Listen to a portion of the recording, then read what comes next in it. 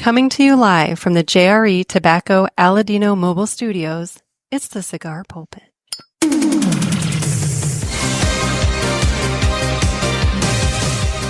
Hello, everybody, and welcome to another sermon from the Cigar Pulpit. I'm the Bishop of the Burn, Nick, and today I'm going to be joined by the PulpitFest Brain Trust, Ken and my dad, and we will be announcing, and I guess I'll just go ahead and say it now, PulpitFest tickets are on sale today. The day that you were listening to this, Friday, June 19th, PulpitFest tickets go back on sale.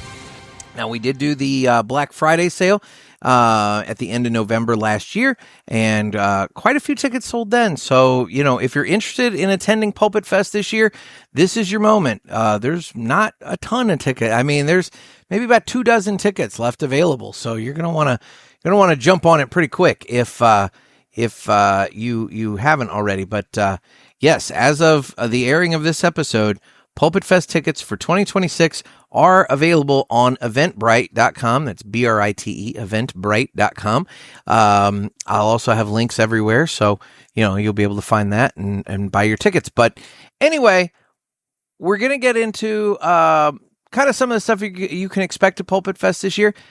Admittedly, some of the planning is still very much up in the air for a variety of reasons, but it's going to be a fun time, and we're going to get into what we can talk about now, and we'll just go ahead and jump right into that. I will catch you guys on the other side. Good morning, guys. How are you? Welcome to Cigar Pulpit with Jim and Kenn. Oh, and by the way, Nick's here too. And we have a special guest. Special guest, Nick.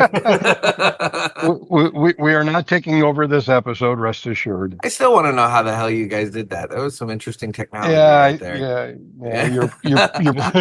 You're pleading innocence, but you know, yeah, you gotta keep up the illusion. That's right. How you guys doing? Doing great, thanks. It's a beautiful day. It's already hot here, though. It's like 94 already at like 8:20 this morning. That sucks. Yeah. We had storms blow through. We had tornadoes south of town last night, and this morning is just absolutely glorious. It's like 71 or 72 right now, and it's going to be a nice day. So I have nothing to complain about. Yeah, it was all right. We missed getting hit, and that's a godsend. Some people not so lucky last night, but nobody died from what I've heard on the news. So that's good. Because that one out in Effingham was a monster-looking tornado right there. Well, there were some ugly ones apparently blowing around southern Indiana last night, but that one in Effingham, Illinois, that hit close to a hobby. Well, I mean, shit, that's the route that I take from my house to your house. You imagine? Yeah, and I saw a video from 70, I-70 that I drive. Yeah, where the many years ago, this would have been back about 84, 85. I was in Tulsa, Oklahoma, and I was driving Tulsa to Oklahoma City, and the sky turned weird green, and I knew there were tornado warnings, but you'll never forget that color. Right. And it started to hail. It was a rental car, so I didn't care. And I sat on the shoulder and I watched 4 tornadoes, one after another, parallel, like a mile south of Highway 40, heading east toward the south of Tulsa. But just to sit there and watch the clouds doing that, yeah. That's weird that you said that, because the only time I've ever seen a tornado was on that same patch of road on I-40. I was driving from Knoxville to Las Vegas going to college, and I was following a friend, and we just said stop, because they said wherever you are, you just be careful and just watch. So we literally just pulled over on the side of the road, and literally about 2 miles ahead of us, you could literally see the tornado crossing the road. I was like, if we would have kept going, that would have hit us. Well, and everybody talks about it, hurricanes and all. Hurricanes give you a warning. I mean, you know 2 weeks out, well, there's something spinning off of South Africa. Yeah. And then it's coming through the Leeward Islands. And then it's going to be there in like 5 days. And you can prepare. You can get the hell out of town. A tornado, man. Tornadoes and earthquakes. They're like that. You can be sitting there and you get 5 minutes. When the sirens go off, typically it's less than 10 minutes when the tornado sirens hit. And you're going, all right, well, shit, here we go. So there's no warning with these things, and you've got higher winds in a tornado than that of a hurricane. Well, and And it just the really spooky Wow. thing to me is the concept of a tornado at night, where that thing's Yeah. rolling out there and you can't see it because it's dark. and the only time you can see them is when it's hitting electrical lines and the flashes see of the the little electrical pops. line, and you see the little pops and the explosions go up Yep. into the cloud. Yeah, Yeah. So, they're demonic. yeah. That's the only. I mean, I hate those things. I've seen 11 of them, right about 11 or 12 of them in my lifetime. We had that one in Cincinnati. I was playing golf that morning, and one hit over across town on the west side of Cincinnati. Yeah, we went ahead and played golf, but You get any extra yardage on your drive? yeah, right. All the holes were shortened because of the tree.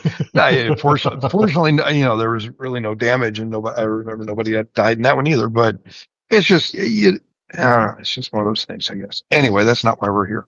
Yeah, So we're here to it's a smoke good day. cigars. We're gonna start off by smoking cigars. So, who wants to go first on what they're smoking? I think I Ken will. should go last because Oh. Ken's got a special one. Well, Ken's got a store. He can smoke whatever he wants.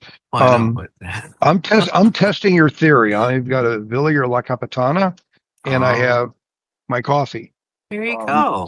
Typically, I'm not a before noon smoker, only under Okay. special occasions, like being on a podcast. Uh-huh. So I'm going to test your theory out, and I'm going with the La Capitana Churchill. Okay. All right. It's a good one. And it's got the creamy notes that go well with the coffee. So there you go. All right. You're fine. So I'm going to be smoking the new one from West Tampa Tobacco. I have the Barber Shop. It's got a USA Connecticut broadleaf wrapper, Nicaraguan binder, and filler from a couple different places in Nicaragua there. It looks like Condega, Esteli, Jalapa, and Ometepe. Oh, wow, look at you. I know, right? I have notes. And so this one is the 6x54 Clippers size, as he named all of his sizes after different barbershop tools. So it's a Clippers size. But for anybody who wants in-depth information about the barbershop from me, or at least a more thorough cigar review, I did do this on a drive time review. So you can go check that out on the YouTube and the Rumbles and hear my full thoughts on what I think about the barbershop. So Very nice. And then Ken, what have you got? I have a very new special stick for my store. We finally got our first of two different Vitolas that come in. Actually, let me take it out of this so it'll be easier to see. I was going to say the cellophane is reflecting. I can't see it. Ooh, There. he's unsheathing it. Oh, it's still reflective. Look at that. Look at you. It's it's metallic-y. So we got an Ashen Ale cigar, and it's a torpedo, no less. Actually, it's a Solomon. Oh, Ooh. you're all sorts of fancy. Yeah, I like this shape. So I asked them to roll this for me in this shape. And then I've got a new one coming out that's really, I've never seen it done. And the person who's rolling it for me has never seen it done. And we're calling it a double dip. It's a Habano. One's a Habano, one's a Maduro. But the last inch of it, right down by the foot, is going to be taken off of the Habano and the Maduro and having a piece of Connecticut wrapped around with a closed foot. It looks great, and I'll have those in next week. Wait, so that's the end that you light? The Connecticut. Hey, Nick doesn't like closed foot cigars. I was just about to say, I'm like, God damn it, Ken, you with the closed foot. That is not. Yeah, that one you're holding looks like it's great for easy insertion. I mean, all you have to do is lick it and stick it. I'm just saying. And you can choose which side. I know one of the listeners watching this on YouTube is thinking the same thing. I'm not going to name who, but Mr. Jonathan knows who he is. Yeah. But yeah, we just came out with these last week. I got them in the shop on Tuesday last week, and they're selling very well. So good. What's the price point on those things? I'm sorry. There's sirens going off, so I apologize if you guys hear those. I don't hear them. No, I don't hear them. All right, yeah, we got $15.99. Yeah, it's all right, $15.99 a stick, and I'm going to keep the price the same on both sticks. They're both about 6.5 inches long. The Vitola, obviously, as I said, is a Solomon, so it's going to take a little getting used to for some people to smoke it because it smokes a little differently because the small end has to open up to get air through it. So those first few puffs are a little tough, but other than that, I love the shape. Now, did you discuss the tobacco on that? What is it? It's all 100% Nicaraguan. It's a Puro. All right. So Nice. all of them are, and it's gonna, and except for the Maduro wrappers, I'm sorry, those are San Andreas. Well, look at you. So took us a little while to make them, but we finally got them done. That's cool. I'm looking forward to that. All Well, why right. don't we Well, get our... What? I'm sorry. We're happy for you, Ken. Well, That's thank nice. you guys. I can see the overwhelming joy. It's wonderful. I'm too old to jump up and down anyway. I don't want to see that anyway. All right. No, we're happy. Oh fuck! I should have that. We're happy for you, Ken. I wasn't gonna bring it up, but he goes and tease me up like that. Don't. Oh yeah. Okay. Let it go. All right. It's time to cut the cigar, and the official cutting is brought to you by 2guyscigars.com. That's the number 2guyscigars.com. Two Guys have been around for over 40 years, and they are the trusted name in the cigar industry. Everybody knows Two Guys, but if you don't, please give them a try. You won't be sorry.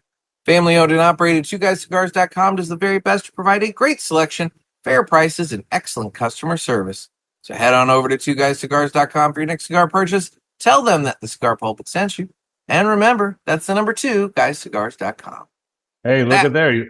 It's even represented right there in the window. Oh, yeah. The Garofalo. Look at the Garofalo cigars right there. Look at that. Wow. That's that red All box. right. Let's get this guy cut and light here, and we can go from there. So, well, that's fun, Ken. So how long have you been working on that project? We've been working on it. He's been trying to get me to do this for probably 3 years now, and I finally decided to make the plunge and do it. And we started.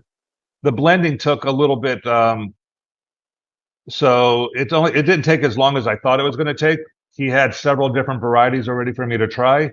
So, and we found one, and all I did was ask him to adjust one or two little things on it, and it came out for me, I love the way they smoke, the ease of them. They're not a very hard cigar, so you get a lot of good airflow and everything. So I really enjoy it. I'm hoping you guys, when you try it, when you get here, you'll enjoy it as well.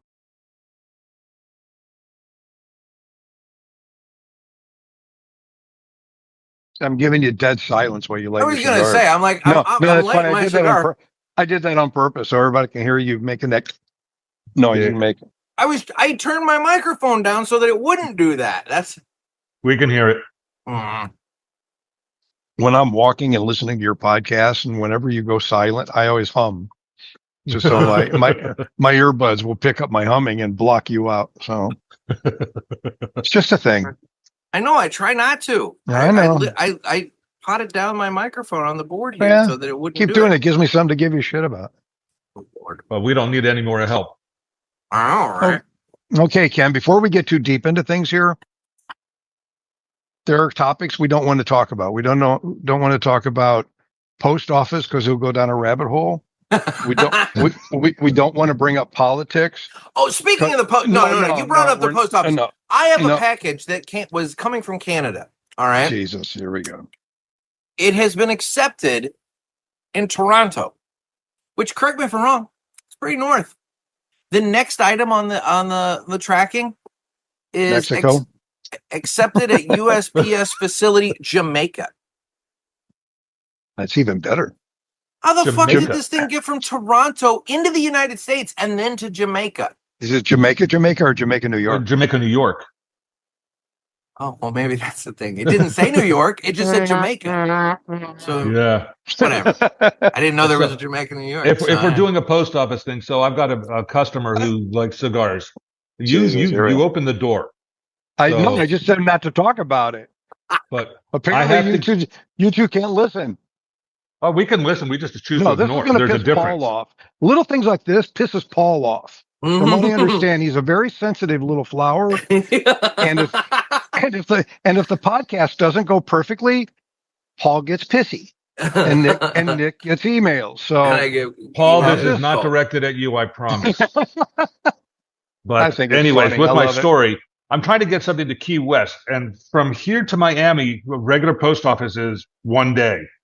Key West is 300 miles south of that, or however far it is. I tried sending it on Tuesday. It won't be there till Wednesday next week.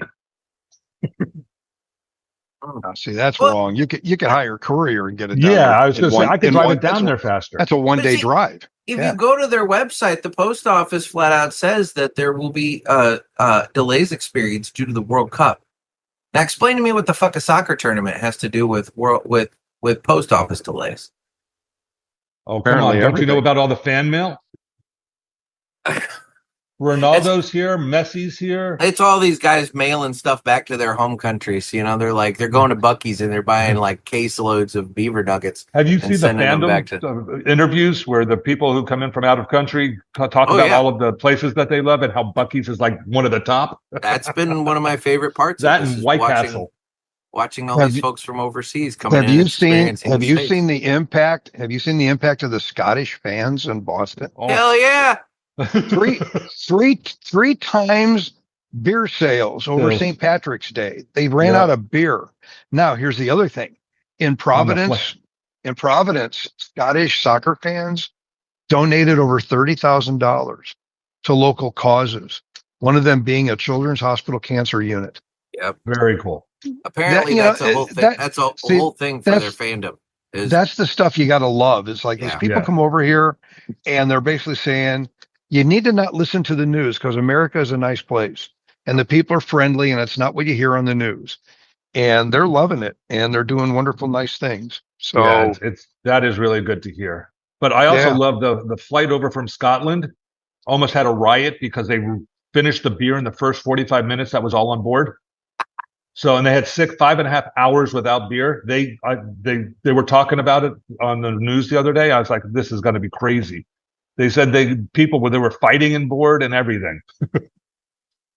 Love it. I love it.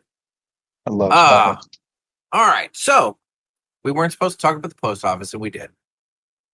What else? What else aren't we supposed to talk about? Yeah, I was going to say politics and track and trace. Politics and track and trace. Those are the three things you don't want to pull his little string on because he'll just go.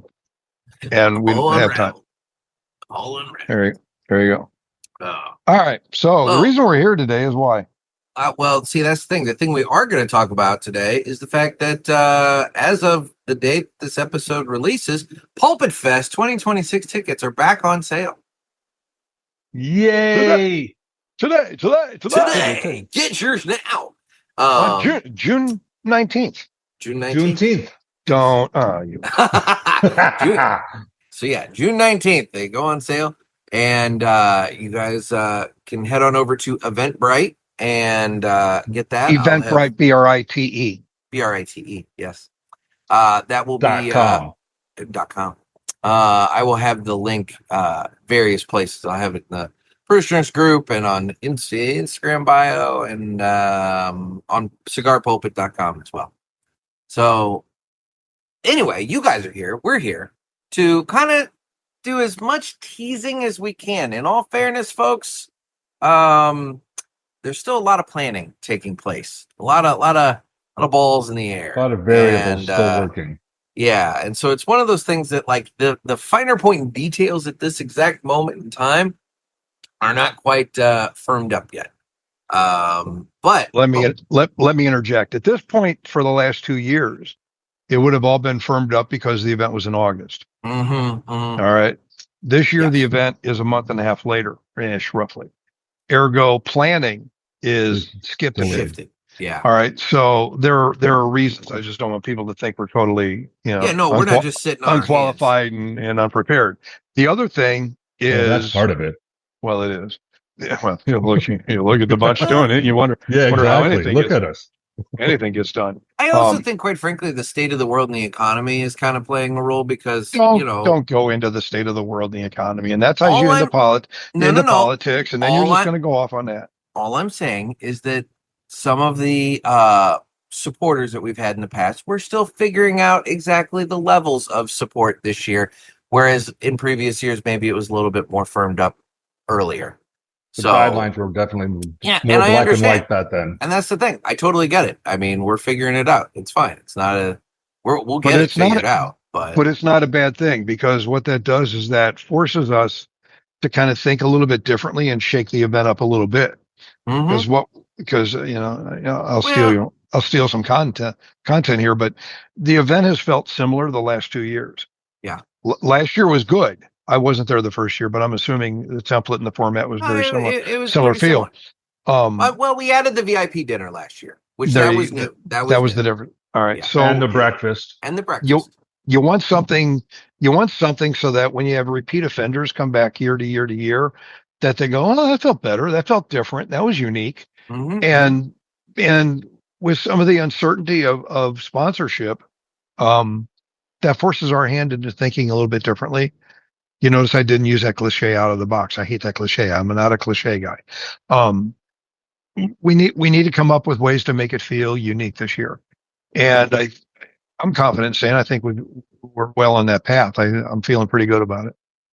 For sure. I think you're doing a good job. I think both of you guys, you're right on the money. So one of the first things that I guess we'll say is for those of you who come because you love Trey Mac Shipley, Trey Mac from Aladino is going to be there again. And for you, those of you who don't, sorry. Yeah, you're stuck, but it's okay. Yeah. But if you don't love him, he's still going to be there. One thing I want everybody that's coming to note is that Sunday, October 4th, which typically is the day that a lot of people travel home, you might want to consider finding a way to either travel home late that day or even extend and travel home on Monday, because that Sunday, October 4th, is Trey Mac's birthday. And it's funny how it winds up on one of our birthdays each year, huh? It is kind of funny how that happens. So this time it's Trey Mac. And don't think for a moment that we're not going to. How old's he going to be? 45? Oh, shit. See, he's either 40 or 41 right now, so I don't know if he's. So it's not 45. No, so he's either turning 41 or 42. I'll admit, okay. I know he's in that window. He's just have to cut his leg off and count the rings. There you go. There you go. But yeah, so there's going to be fun on Sunday for Trey Mac's birthday. And as I recall, at last year's event, when we were discussing moving into October, the 1st of October, I seem to recall Teddy said that's around his birthday as well. You mentioned this the other day, and I meant to check on that. And I can do my best now. What, you've got all of your listeners' birthdays? Well, no, I'm friends with him on Facebook. Oh, and it seems like his birthday was around the 4th. Facebook has everybody's information and shit. And that's why, because we were all dumbasses and put it on when we signed up. And that's why I'm not on years ago. Facebook. Right. I don't. I'll be honest. I don't know if he has his birthday on Facebook. I don't know. He may not. So yeah. I may have his birthday in my phone now that you say that. Wow. Some people I do. Have. That's going the extra step for your listeners. Look at his birthday is October 16th. So close enough. Close. We're in the window for Teddy's birthday. We're in that fuzz zone. We'll give him that. Now I will take a look real quick and see if Teddy is currently attending. Yep, he is. He bought his ticket when we did the Black Friday sale. Friday. Teddy is all not. Right. So okay. So yeah. So we got Teddy. So that could be a contest. Another one? What's that? Birthday spanking Teddy. Oh, good Lord. if you survive, you get a trophy. Oh, Lord. Well, that'll be good. So all right.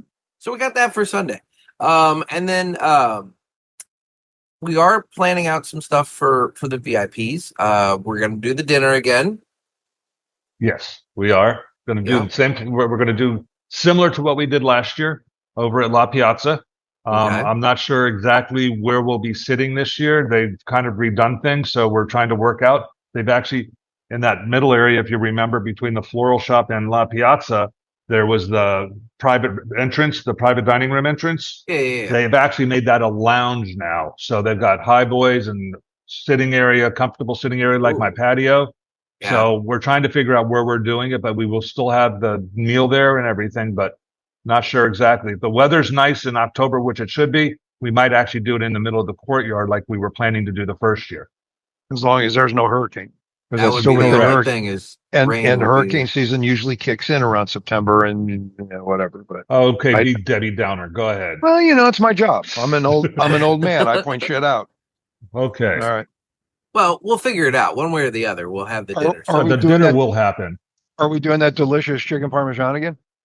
If you'd like, or we could change it up. But if you guys have suggestions, send them to Nick. Everybody raved last year about the chicken dish. The chicken parm is really good. I didn't hear a single person badmouth the entree. I didn't hear anybody badmouth anything. They all loved everything, but chicken parmesan was like the thing. If you guys wanted, I can make that. I can do the same. Have them do the same meal we did. I'll do a salad, the chicken parm, and then we'll do a dessert, and then we'll do the 3 or 4 wines like we did last year. I think we just firmed up the dinner. So yeah, that was the fastest planning session we've ever had. That was easy. I love this. Now we're gonna have a guest for the dinner. I'm someone special and new. Yeah, I know. This is somebody special and new, and somebody that I'm looking forward to announcing here because the parishioners, you guys really like his cigars, and we spoke at PCA, and I kind of pitched it there, and he enjoyed the idea. Then it took a little bit of planning, a little bit of strategy, and we got it figured out. And so this year for Pulpit Fest, he's going to be there for Thursday and at least part of Friday. I don't know when he's actually leaving on Friday. He does have other commitments that weekend, so we're getting him for a portion of Pulpit Fest.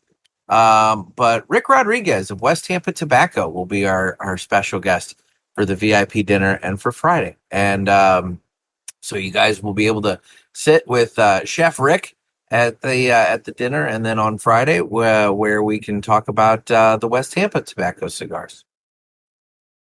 Looking forward to that. That's going to be a new lineup in my shop. So I am very, very looking forward to having him here for this. I think it'll be good. Kind of like we're talking about, mixes it up a little bit. Obviously, we're still going to have look. Aladino is obviously still going to be present. We're going to have Tremac, and to Villiger will also have a presence there. Because it's not Pulpit Fest without Aladino and Villiger. The real quick though, the point with Villiger is please respect and for anybody out there listening who's worked in a major corporation, an international corporation, leadership at the top has a ripple effect down to your street. Yeah. When you get a new person running everything, it literally goes everywhere. And Villiger recently got a new CEO. Obviously last year Renee didn't make it because the gentleman had passed away. Yes. So it's imminent. Whenever somebody takes over leadership of a major corporate, global especially, you can anticipate some changes and some rules. So and oftentimes things have to slow down, come to a bit of a halt while the new leader kind of gets the lay of the land. And I think that's what's kind of happening here a little bit. And but as I said, it's not Pulpit Fest if we don't have Villiger involved, because they've been so generous and nice and good. And so only reason I'm going is to meet Renee. Oh, I mean, I already know you two guys. So well, and I flat out told him that too. I said, you got to come down because my dad's looking forward to meeting you. So there we go. So so it's one of those things. It's going to be a wonderful time. As we've talked about before, this is never going to be like the giant multi-vendor. We've got 12 or 15 brands and everything in one place. And part of that, quite frankly, is I'm. That's not something that interests me. I like having the intimate kind of thing and letting you guys as the attendees get to know these brands on a more personal level, get to know the people and get to know the brands a little bit better. And so, and when you've got so many, it just kind of becomes too big and too unwieldy for you to be able to do that. You're popping up, you're saying, hi, give me a free cigar, and then moving on. It's just, I don't want that. But on that same note, I'm the same way, because most of you guys who have seen my store and I've shown it on video, and the people who have been here realize that I just don't have that room to have that many people around. We're tight as it is, and I think, as you said, the intimacy of having just one or two, maybe three people is going to be just a little better. You can spend more time with each person to get to know them a little better and make that connection with the cigar brands that you love. No, for sure. And this is nice because then, if Rick is able to join us for Thursday and Friday, then obviously there's still some time, the rest of the weekend for everybody to, and interact and everything. So it all works out well. It'll be great. So, so we're really happy to be welcoming Rick from West Tampa Tobacco. And like I said, I know you guys, the parishioners, really enjoy their cigars, considering the West Tampa Black was your first parishioner cigar of the year and was immediately followed up by the West Tampa Red, which was the second one. So those are great. I'm really enjoying the barbershop. I really enjoyed the Devil's Crab. That is a good smoke. I smoked that on our cigar cruise that we hosted. Yeah, you just went on that. About in May. Yeah, we did a cigar cruise. And we've got 2 or 3 already more booked. So it looks like that's going to be taking off. So, but that was a lot of fun. We met some great people, had some really good cigars, and had a great time on this, in the Dominican. Found a new company down there that I'm actually going to be bringing into the shop as well. So hopefully I'll have them in before you guys get here. And we'll go from there. But we just had a really good time and met a lot of really good people. What is it, like a little 4-day booze cruise concept? We went on this was a 7-dayer. We were on a 6-dayer, excuse me. But we went down to the Dominican, we went to Nassau, and we went to Turks and Caicos. But in the Dominican, we did a factory tour of a small little factory right in the heart of town. Oh, that's cool. Like a little excursion was a factory tour. Oh, that's kind of neat. Okay. Yeah, I like that idea. That's nice. So, but all of the cruises we're doing, we're trying to get to either Honduras or to Dominican, somewhere we can do a cigar tour of a factory. But some of the ones that people are asking for are getting kind of hard because they're going to smaller islands that just don't have them. Yeah. But that's where they want to go. So, and if you guys follow the website, my website, all of those and Instagram should have all of the cruises that they're going to be doing. If you're interested, you can reach out to me or just get on there, and there's a QR code on there that you can scan that will take you to the sites for the cruises as well. Okay, well, very cool. Yeah, I would think that cruises to the Dominican, especially if you're doing a themed cigar cruise, if you're looking for factories, those are going to be a bigger thing. I mean, this year you're going to have what's there, but it seems like there's so much growth in terms of new factories coming to the Dominican. So the ones in the next few years, it's going to be just crazy. The ones we're going to are very small. You're not actually getting out to a farm. You're actually in town, and you're just seeing basically the rolling, the storage, and the sales process. If we can get one that stays more than 7 hours in a spot, we can really get it toured together and go out to a farm, because it's about an hour and 20 minutes from Puerto Plata, where we usually go in. I see. So, well, that's cool. Still, that's neat. I like that. Yeah, the secret with good cigars in Puerto Plata is to go through the tourist trap right there at the port. Yeah, get out of it. Yeah. Did you just nuke yourself, Ken? I just shook a little too much. Yeah, I was getting too excited talking about the cruises, and I knocked my own ash off. Yeah, he was doing that. He was smoking it this way, trying to stack his ash. I noticed that. Yeah, what do they say? If you shake it 3 times or more, you're playing with yourself. That's got to be it. There you go. So, okay. So going back to PulpitFest. So obviously, we have Rick Rodriguez for the VIP dinner. We're still plotting some things out. We are thinking that we're plotting out moving the VIP breakfast from Saturday to Friday, kind of kicking off. Correct? I'm not wrong on that, right? No, it's an idea we need to firm up. We need to firm it up, but so I'm just kind of look. Yeah. This is the thing, guys. You're getting the rough draft here, and then but Saturday, everybody needs to do the stretches. have a good, have a nice, healthy breakfast. Because Saturday, you're going to be putting yourself to test because we're going to be seeing which one of you is the best Ashley.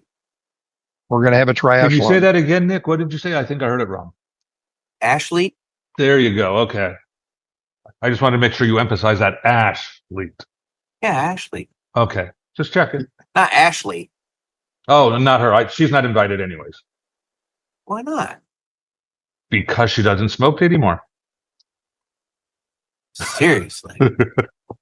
I'll be damned. Anyway, well, for those few people, the guy from Texas, Dad. Okay, I was going to say it's like no, that's just. I'm joking, guys. I'm pretty sure they've already bought their tickets. They have, and that's why I was like, "Wait a minute, she's not smoking." Yeah, that anymore? train just derailed on me for a moment. I'm going, "What the shit just happened there?" Right. I could tell. I saw the gears were turning, and I'm like, dropped. "Oh shit, we're causing smoke coming out of his ears." She's the young lady with tremendous iPad art skills. Yeah. Yes. Unbelievable. I am jealous of her. I watched her last year. It's like, holy majoli. And her cigar knowledge is tremendous also, and her mixology is phenomenal. Good. All right. Well, so anyway, Ashley. All right. Not Ashley. There'll be different. We're doing different contests this year. Yeah, we're mixing up the contests. We're not going to hurt you with trying to see how fast you can smoke something and shit like that. We're gonna do things that everybody can participate in, not risk themselves, and try to make it a little bit more laid back and enjoyable and a little more well organized, perhaps. So yeah, exactly. It's going to be a little bit more compact. We're not going to necessarily. I'm going to try to. We don't want to have. There previously was all this time in between the games. It's going to be a little bit more of a compact scheduled, cigar related Olympics, if you will. And we're just going to have you guys. We're going to have some fun. Right. We're going to have a good time with that, and we'll have fabulous prizes. Valuable gifts and prizes. Valuable. So we'll have that going on. It'll be fun. And then obviously then we're also looking ahead, trying to figure out other games and raffles and things of that nature. Like I said, everything's kind of up in the air right now. But we kind of were coming down to the wire in terms of having to get tickets going so that you guys could be planning. So we wanted to make sure we got tickets on sale.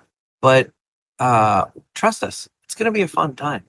Well, see, my theory is this. If you live in the contiguous 48, you can drive. If you live in Hawaii or Alaska, catch an airplane.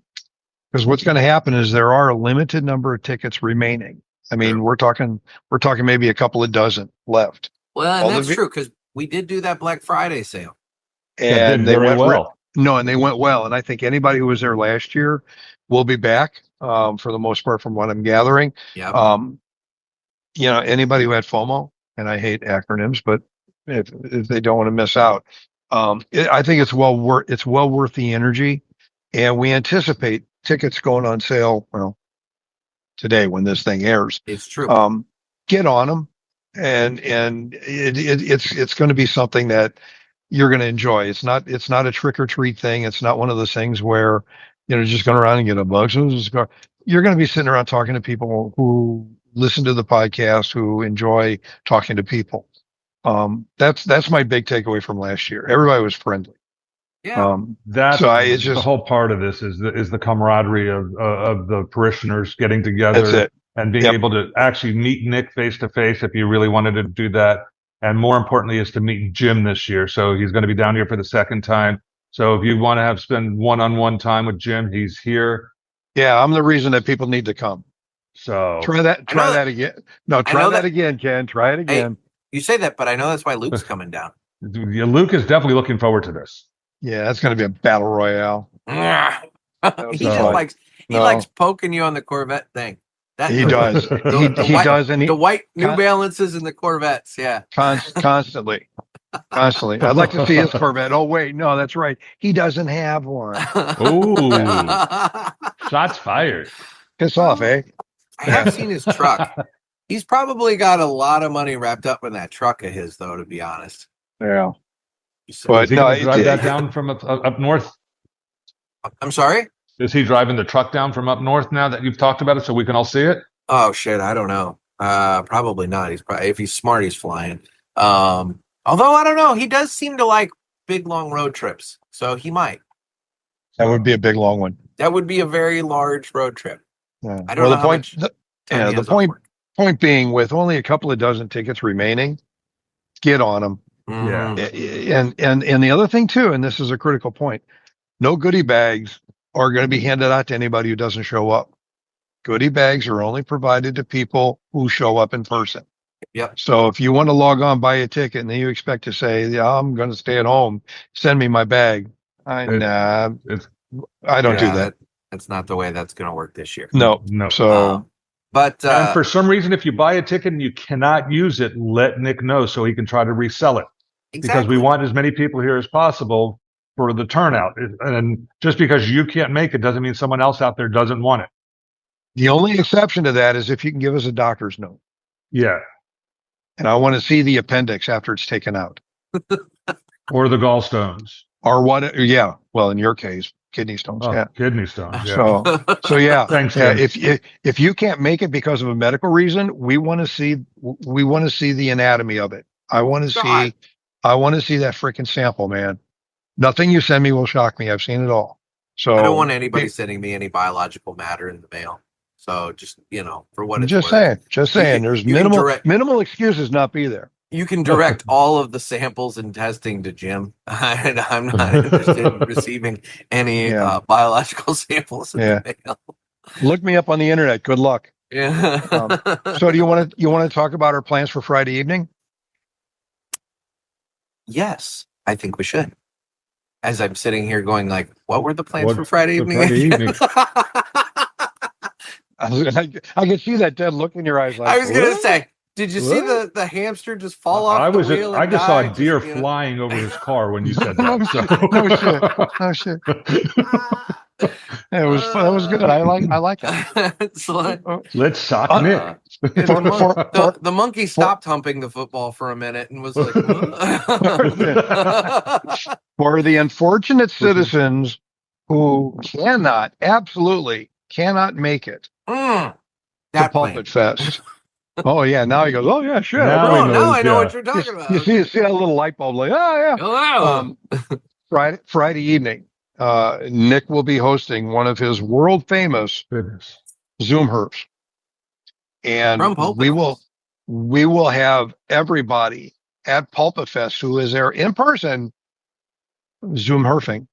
We're gonna have cameras set. We're gonna have cameras set up, and people who absolutely cannot make it, like our friend Raphael, probably in Canada. I don't know. I think he ought to. He ought to be there. He ought to see if he can hitch a ride with Luke. I was going to say. He can just ride down with Luke. Luke should put a friggin' camper on the back of his truck. Just grab everyone. We'll call it the Canadian Express. No, the Pulpit Mobile. No. There you go. Yeah, I like it. Pulpit Mobile. And I apologize. I apologize. I cannot recall the gentleman's name in Germany. Who's Adam, on your first Adam. Yeah. This will be an opportunity for Adam to log on and Zoom herf and pretend he's at PulpitFest, because next year when he can attend in person, he'll be there. But I would like to think that we could invite people and have them participate for an hour and a half, whatever it is, and be part of the event. Because some people can't. They can't make it. And I respect that. And and it's one of those things where the cameras will be set up in different places and they can watch, but then all of us that are there at the event, you can pop onto a camera for a minute, say, hey, what's going on, and that kind of thing. Yep. And yeah, exactly. So we're going to try and have an interactive option. That's it. There. And then the other thing that we've talked about, need to firm up the exact time when it's going to happen, is in previous years, my recording of the podcast has been kind of secondary. Like I've done it, but we're all kind of involved in the moment. We're enjoying the moment, and then it's like I inevitably find by Saturday afternoon, like, oh shit, I need to start getting some audio from folks.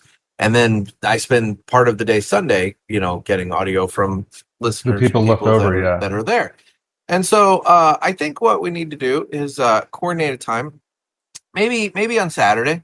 Maybe from 3 to 4:30 as it's written on the schedule. There you go. That Okay. we'll actually do the podcast in one spot. Everybody can take part, and we can have a good time and hype it up. And we're going to try to get the people on this year that haven't been on in the past. We've got several people who have made it both times so far. Yeah. So, but we want to try to give other people some time to get on that been following Nick and giving him the love and the support that has had. So we just would like to hear from other people. And if you guys are up for it, make sure you get your name to Nick and he'll make sure you guys get on. Exactly. We'll make it happen. So yeah. So that's kind of that's tentatively. I don't know. Is there anything else on the agenda that you wish to mention, Dad? Oh no! It seems like every time I bring something up, you get this dead look in your eyes. And you go, oh. That's why he wants you to bring it up, Jim. Yeah. I'm done. You got to remember, it's an hour earlier for me, and I'm sitting here. I'm like, I'm doing my best. I was wide awake this morning at 4:30, so yeah. No. I'm done. I'm about done for the day. I was not, but yeah. So, no, if there's nothing else that we need to discuss, or as it relates to PulpitFest, other than the fact that everybody needs to get their tickets so that we can just, why don't we just sell this thing out this weekend, guys? That would be nice. We have enough tickets available that, like, if you guys all jump on it, we could just sell this thing out this weekend and call it a day. And, Nick might even do something nice for you guys too if you do that. We're not sure what. We haven't even talked about this, but Nick might do something nice for you. I do a lot of nice things for people. He sure as hell isn't going to come to your house and cut your grass because we know he doesn't do that. No. So don't ask him to do that. No. For those who your grass, what now? They did come yesterday before the storm, so that was kind of nice. That way, I got that done. Good on you. No, I was going to say, for the ones who have been there the last couple of years, you know what to expect. And you touched on this on your last episode. It's a hell of a value. Mm-hmm. I mean, you drop $35 in the case of the general admission, and you get a $30 credit at Ken's shop. That's almost 2 of his new cigars. You'd have to throw another couple of bucks on the table probably, but you get stuff back and the return on your money. And look, I know it costs money to get there. I respect that. Trust me. I'm booking travel constantly, and I know 2 people can't go someplace on Southwest Airlines and be comfortable for under $1,800 now, which I don't understand. But you can get there. And we've talked about this in the past. You fly into Jacksonville. I go into Orlando. There's more flight options. It's Orlando, so you've got 2 different airports to fly into in Orlando. Right. You got Sanford, exactly. SFB and MCO are both of those, and then Jackson, Allegiant, yep. And Allegiant, Daytona. And I was just about to say, depending upon what airline you use, there is also Daytona that's available. Who flies into Daytona? Delta. Delta does? It's the big flight out of there is Delta. All right. I don't know if sometimes with those smaller airports, the dates and times are a little limited. Right. And that's the thing. Allegiant flies into Sanford, but it's only on certain days. And if I recall, I think it's Thursday and Sunday. Well, it depends on where you're coming from. From Indianapolis, it's Thursday and Sunday. Yeah. I feel like it is from my area as well. They're weird times. And therein lies the problem. Yeah. You guys also have to check because Allegiant just dropped 61 flights off their record last night. So you guys need to check Allegiant if you're planning them to make sure that those flights are still available. They literally just dropped them because I'm trying to book some flights up to Tennessee, and the flight that I typically take has been totally canceled off their routes. So just something to think about. So don't do last minute with anyone anymore. Yeah.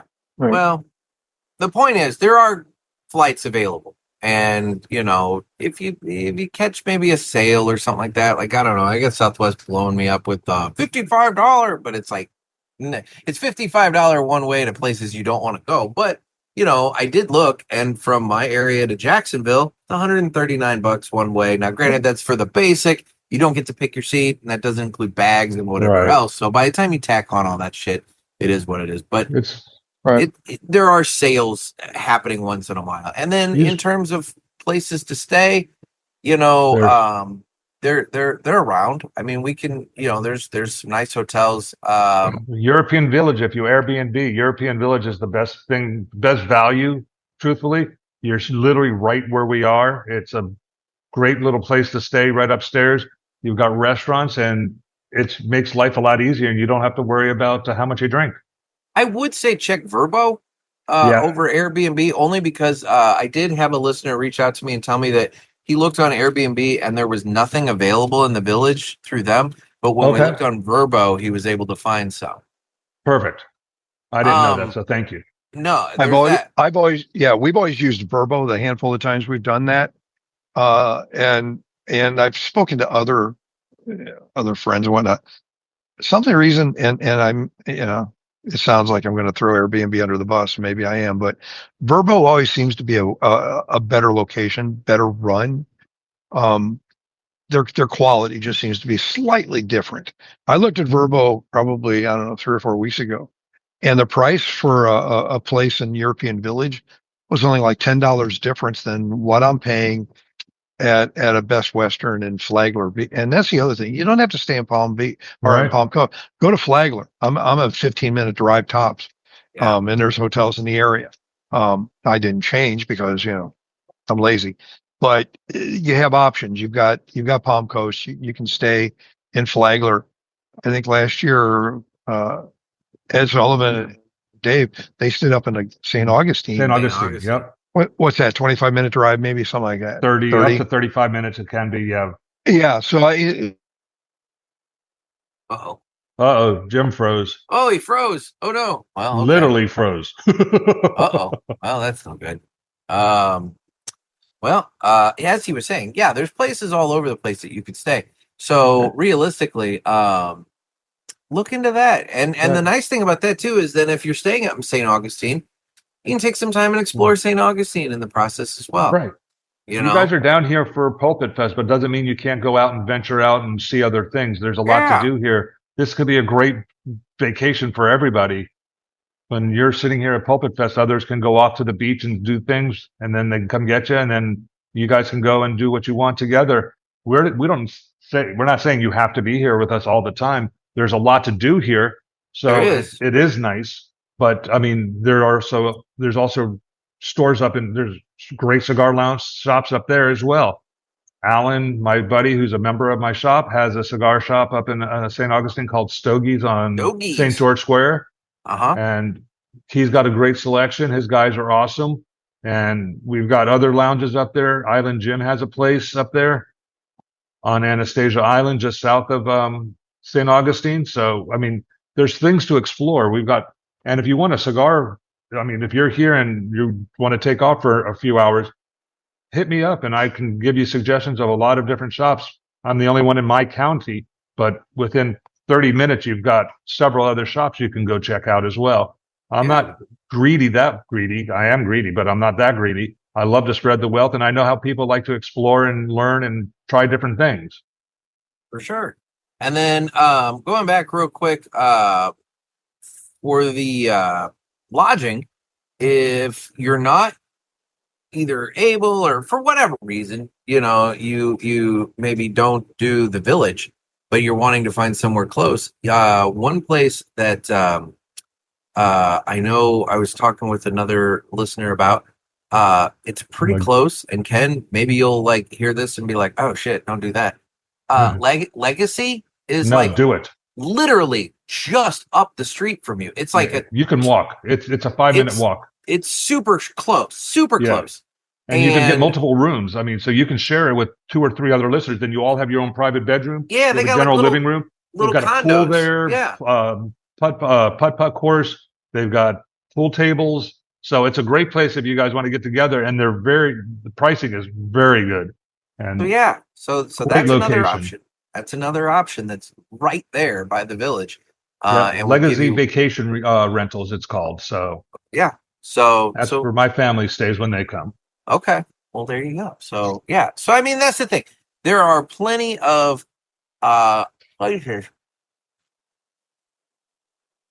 places around that people can get lodging if they're looking for it. Oh God, what did I do? Oh, I switched the thing. Sorry. Trying to see if we can get Dad back. I sent him a text, but I'm not getting the little delivered under the thing. So I'm wondering if like maybe internet may have gone out. he may have had a whole big problem over there. Yeah, he's figuring internet may have gone out. So now it's just the Ken Show featuring Nick. This is when we talk bad about it. No, you want to know what this is? This is when we point out that today is Dad's birthday. Today's Dad's birthday. Yes, and he didn't want us to talk about it, but he's to not bring here it up. Right. He's not here right now, so he has no idea what we're talking about. So, wait, but he's asking to be admitted to the waiting room. So now we're gonna stop talking about it. So happy birthday, Dad! Happy birthday! Oh, are you there? Are you back? No, hell happened there. I don't know. We don't have your camera though. Turn your camera back on. I'm trying to get to it. Internet went funky. There you go. There we go. Who died? Was that me or you guys? You. It was you. We were fine. We kept talking the whole way through.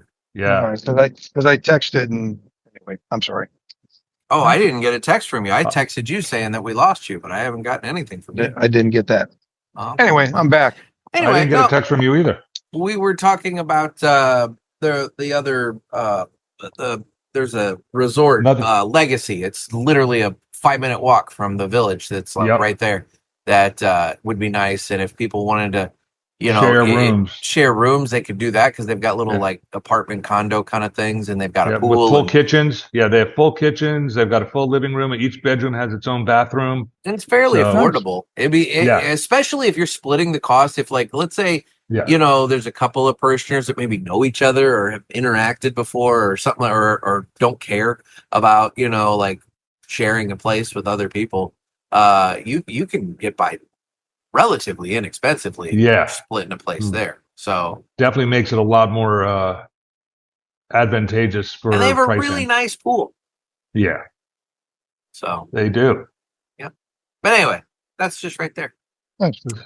So, Jim, did you think of anything while you were on your hiatus? No, I was panicking with technology. Oh. How's your cigars, guys? Mine is fantastic.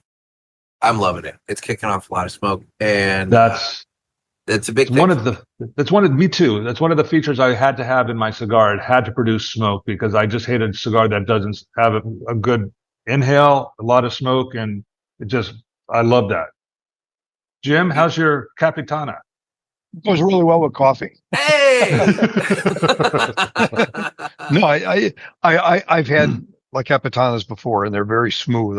This is a pleasurable cigar, and it's a nice thing with coffee. I'll throw you that one. It matches well. Nick's playing tennis again.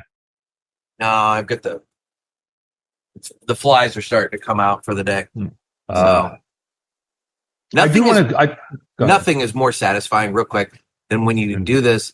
Little red lights on, you hit one of these little fuckers in the air, and you get that pop, that loud, that audible loud pop, and that blue spark off this thing, and you just know, you just disintegrated it. It's fantastic. You got a really big smile on your face, so we know that's got to be good.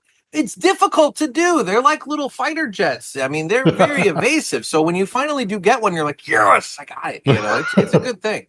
So, victory is mine. I know. No, it's true.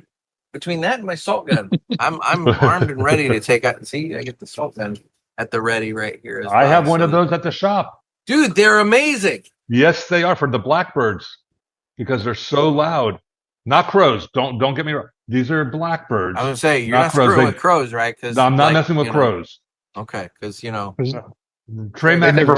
forget, and they'll see you for miles from one end. Yes, it's true. You never forget.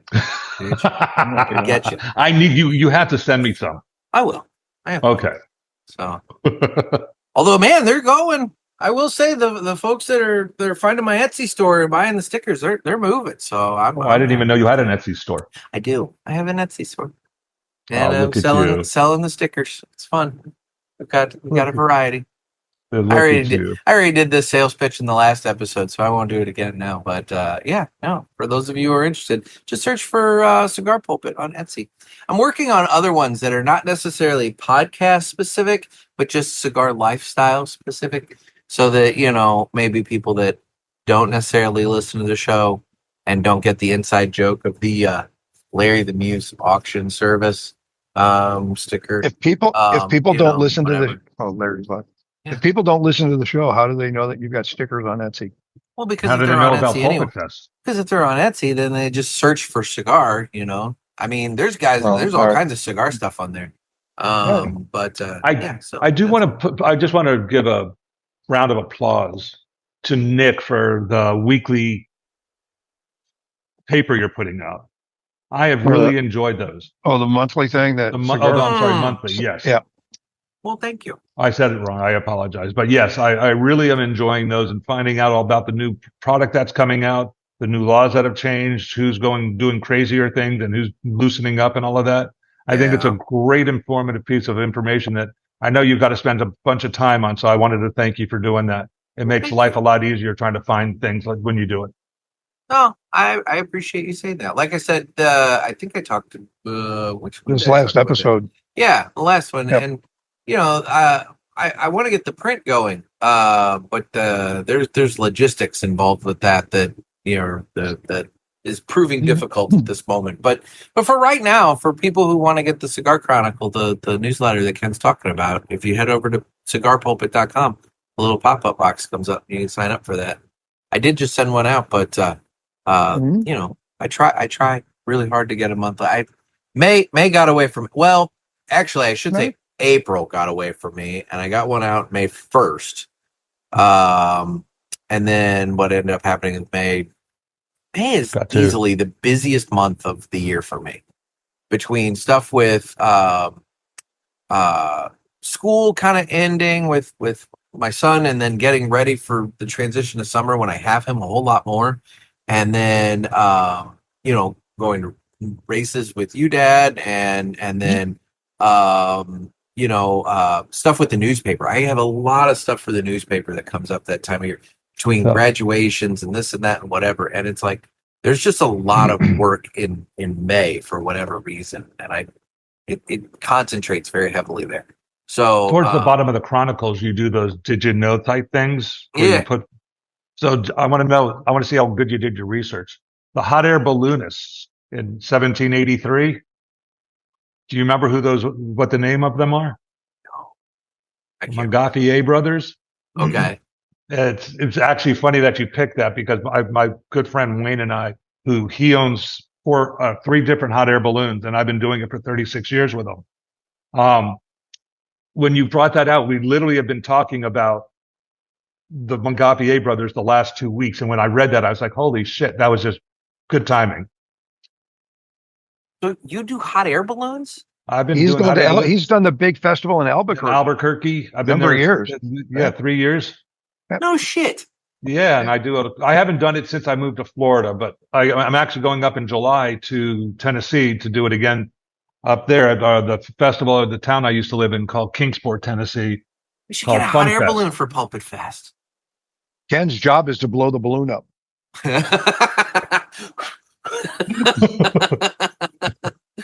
The cigars are slowing that down a little bit. I was going to say. He's the ballast bag. Throw him over. Throw him over. Thanks, Jim. Interesting. There's a lot of balloons in this area. I see them quite frequently. Yeah. Well, they do that big balloon race in Forest Park in St. Louis every year. Yep. And I mean, those things, they take off and you see them flying all over the place. It's crazy. But there's a lot of balloon events around the country every year. So interesting. It's an unbelievably, if you've never done it, I highly recommend you trying to find someone to go do it with, because it's one of the most eye-opening experiences. When you're up there and you're flying and you have no idea that there's wind, because you are the wind, you're moving with it. It is the most peaceful thing in the whole world. You are the wind. You're the wind beneath my wings, Ken. Wow, look at you. Please, internet. Just don't please, internet. Go off. Yeah. Go off, internet, please. Right when I should lose the internet, I didn't. No, that's funny. All right. Well, there we go. Well, have we said our piece on PulpitFest? Have we, obviously as more details are firmed up, we will be back and we will tell you guys more. But realistically, I would hope that you would all buy the tickets now, and then that way we're just informing you as to what you're going to get, not we're us trying to sell you on it. Because again, realistically, there's not a ton of tickets. I mean, we sold quite a few in the Black Friday sales. So I mean, we're talking maybe what 23, 24. 23, So 24. you got about 23 tickets We remaining. got about 24 tickets, general admission tickets remaining. So we sold over half on Black Friday, so That's the which was a beautiful thing. So guys, you know, if you're interested in coming and you have not purchased a ticket yet, you're going to want to jump on it, because it is going to be quick, a lot quicker than you know before when it all went on sale at one time. So jump on it and head on over to Eventbrite, BRITE, eventbrite.com. Search for PulpitFest, and again, I'll have links everywhere I can so that you can find it. But yeah, you're gonna want to jump on it, because it's like 100 days out or something. Yeah, those tickets are gonna go quick if you I've talked to some people that I know are planning on going that have not procured tickets yet. They didn't procure tickets back in the Black Friday thing. So this is your moment. This is your time. Jump on it quick, because they're gonna go. So, and the only other thing to mention, and you brought it up on your last episode, as I seem to recall, is just please don't forget that there's a charitable aspect of this.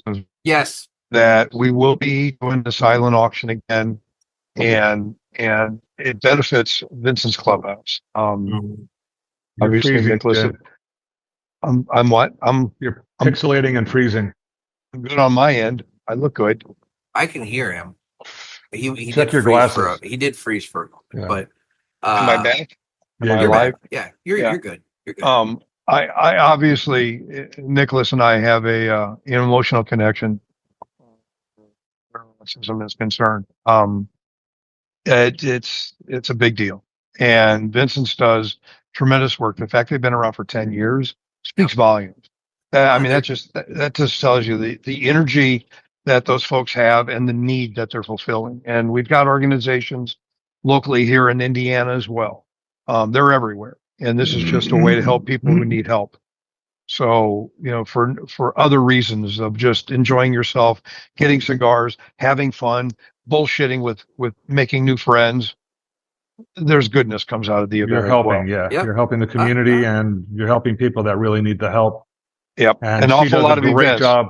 Yeah, I do. Sure. I'm here most days, and it's amazing the amount of events and the amount of people that they touch on a daily basis. It's truly amazing to me.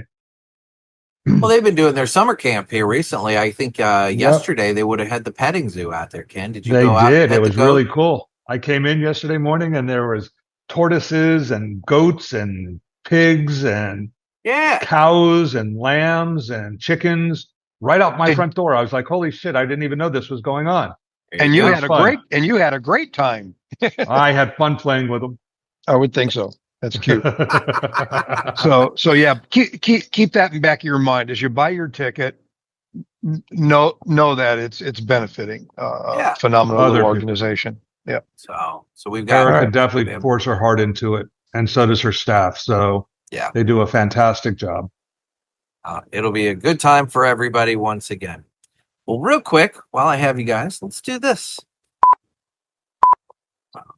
It's time for the Villiger Cigars Entertainment Report, brought to you by Villiger. Villiger Cigars, one of the leading cigar and cigarello manufacturers in the world, founded in 1888 and still family-owned and operated. Head over to VilligerCigars.com and check the store locator to find a shop near you that carries them.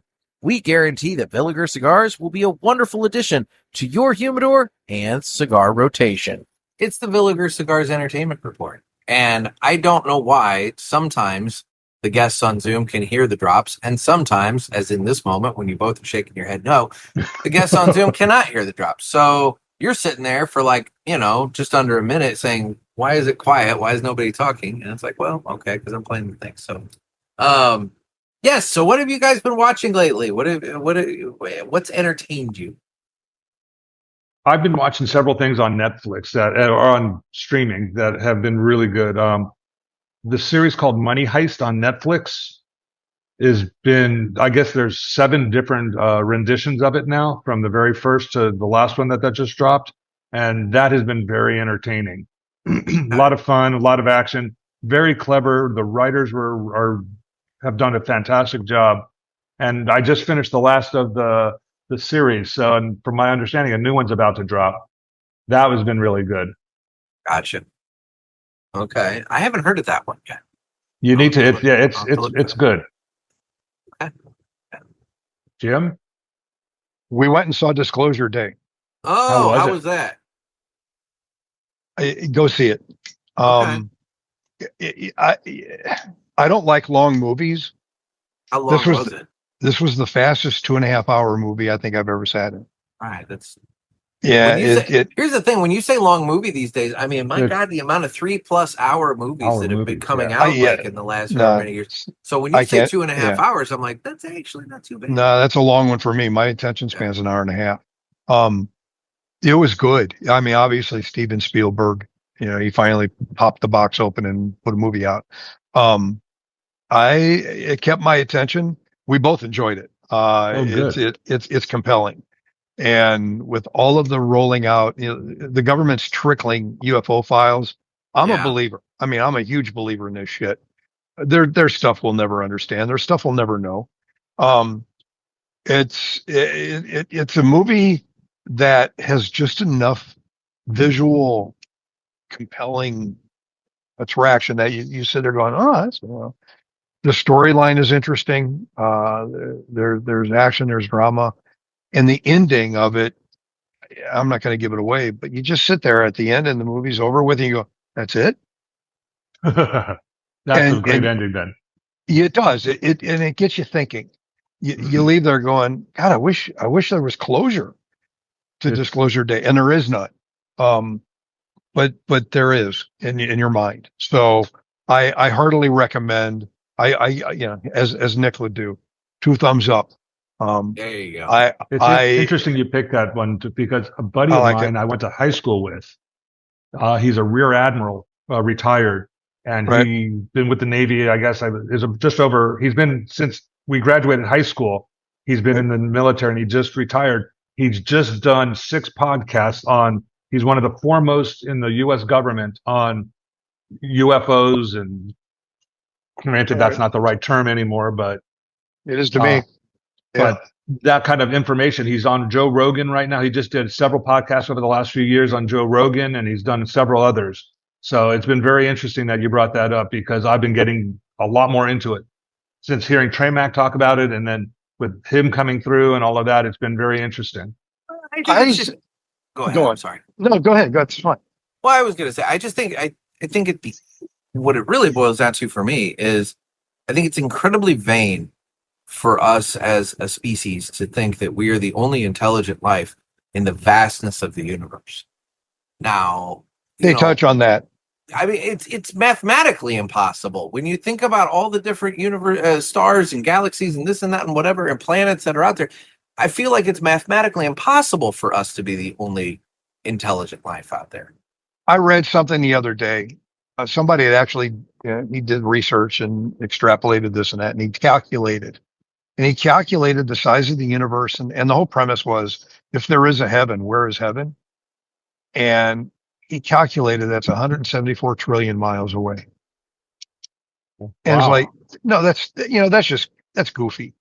It's like everybody's going on about $1 trillion. Elon Musk is worth $1 trillion. I read where if you stacked pennies, 1 trillion pennies would be like, I don't know, 3 times back and forth to the moon. That's $1 trillion. That's a lot. But they talk about exactly that, son. They talk about, is there life elsewhere, and what does the church say? And that element is in this movie. And you're sitting there going, yeah, I got it. I'm with it. But I've been intrigued by all of this stuff. And I may have mentioned this to you before. In 8th grade, I guess it was, I saw Eric von Däniken. I saw von Däniken speak, and I'll remember it forever. This is the guy that wrote Chariots of the Gods. He's the original guy who looked into alien involvement in, the pyramids and Mayans and all the other etchings that you find in these caves around the world, and technologies and all this stuff. And I followed this since 8th grade, and There's something to it. And this movie is along that line. It's, obviously it's entertainment and, whatever. Emily Blunt does a great job. The other major actor I've never heard of, I can't remember. Very, very good acting in this movie. There's the good guy, the bad guy and all that shit. And there's chase scenes, and it's like it keeps your attention for the entire span of the movie. And to me, that's a good film. So yeah, go see it. Nice. Nick, what have you watched? I think it's at the drive-in. I'll have to look and see. Yeah, we're the $5 free popcorn. Go to the movie. I think there was I don't know, 16 people in the theater. It's a Tuesday, Tuesday at 11:30. That kind of thing is perfect. Theaters are taking a hit. Things aren't blowing up like they used to. Well, because everybody's doing stream. I saw a news report on streaming and subscriptions. Yeah, people are getting pissed about having subscriptions for everything. Mm-hmm. And the average person spends $1,300 a year on subscriptions. Yep. And and $260 worth, they even forgot that they had them. Yeah. That was the most recent survey. Only subscription I have is the Wall Street Journal's weekend report, or the weekend issue. And my American Express covers the cost of that. I get it for free. So I'm not a subscription guy, and I don't do Netflix, and we talked about that. But yeah, this is a good movie. You need to see this one. Okay. And Ken, you need to invite your buddy to come to Pulpit Fest so we can have that interesting conversation with him there. I got to reach out to him and see where. I don't know if he's got that availability, but I could ask him. That'd be a whole new twist. Sit around discussing UFOs with a guy never like get that. Trey Mack away from him. Oh that's why I'm bringing this up. You got to bring those two together. I would love to see that interface. Are you kidding? That would be fun. That would be a whole extra week, though. We would have to sell extra tickets. I would buy a ticket to come watch that. It'd be amusing. It would be. Be amusing. So, anyway, so there's that. Well, fun. Did you meet Dr. Glenn, the Indian doctor that was a member here last year for Pulpit Fest? He came in on Saturday and hung out with us for a few hours. Yeah, I think I knew he was there, but I didn't know. I don't. I don't talk to a lot of people. He was my big conspiracy theorist, and he was big into UFOs, huge into UFOs. And unfortunately, when my mom passed away in January, and when I got back from that in February, I had found out that he passed away 3 weeks earlier. Oh. And so that's been a big void for me, because he was since I've started to work here, he became one of my best friends in the area. And then he passed away, and it was just that one hit me hard because of the conversations. We would sit around for hours and a half. That sucks. Yeah. How old was he? 57. Oh shit. That's way too young. Yeah, he had total body failure. He was on the heart transplant, kidney, and liver transplant list. Yeah, my mother died at 57. So that's as somebody who's not 57 anymore, that's young. Yeah, it was rough. Yeah, that sucks. I'm sorry to hear that, but yeah. Nick, have you watched anything? Yeah, I've been watching World Cup soccer. A lot of it. And hockey. No, I knew. Of all of this, I knew the top right corner was going to be the one that gave me shit. I hired two guys to paint my guest bathroom. Yeah. And I had one paint one side of the room and one paint the other side of the room. And I stood there and I watched it dry for 90 minutes. And I'm telling you, they both dried at the same time. And I gave, come on. I know. But it actually has been way more entertaining. I know. That's what you keep telling yourself. I've been having a lot of fun with it. I like the side story. I like the side stories of Messi scoring three, whatever. But to sit and watch these guys do nothing, run for. They're not doing nothing. It's athletic as all shit. Oh but yeah, 90 minutes, and they they have a kick. Oh, well, you win because you kicked it. Really? We haven't gotten to that point yet. We're still at the point that they're allowing ties. Team sports in general are bullshit anymore. You know, it's like the NBA. Who gives a flying ooze that the Knicks won? Not this kid. You know, it's like the whole country doesn't care that the Knicks are having their celebration parade today. I don't give a shit. It's on your birthday though, Jim. I know that, but but yeah, way to go, John. Thanks. You sleazy bastard. You got it in there, didn't you? I had to. You know what my gift was? Is I got out of bed this morning. How's that? There you go. That's the only present I need. So no, I understand the whole camaraderie of, whatever. I now like the fact that the other folks are visiting this country and they're having talk a great amongst time. yourselves for just a moment. I'll be right back.